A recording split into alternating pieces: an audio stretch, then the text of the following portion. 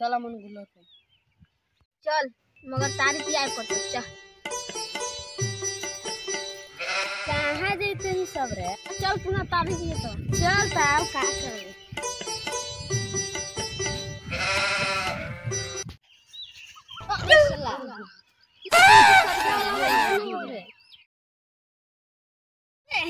अरे ताड़िए लाए रहनी तो काहे बहन छेरा पसिया अरे ताड़िया वाला भाग ले रे बहनचो काहे ला कइले हो काहे ला बहन ताड़िया वाला अरे तारी अरे बहनचो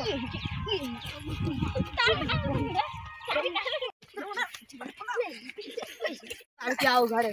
बहन छिनारा चल बहन चल पिया तू कहां फेंक ले बहन चल चल बहन चल पिया चल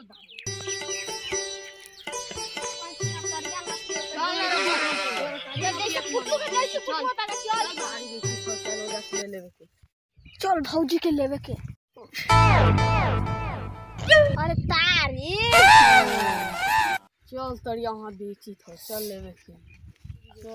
चल चल चल चल कासिन भौजी मन भले तारिया भौजी देहु ना अच्छी मांगो हमरा भीरो तोरा जन तो बहुत कुछ हवा हो तू देवल चाहूं त ना अरे हमरा पास तो ताड़ी हो ताड़ी पीऊं का ना तरिया तरिया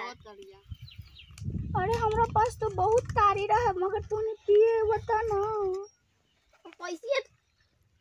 पैसे में तो ना रहा भौजी अरे अयो ना फ्री में सब कुछ देबुआ तोरा मिलते क्या सब ताड़ी लो कट ए भौजी तड़िया खट्टा बा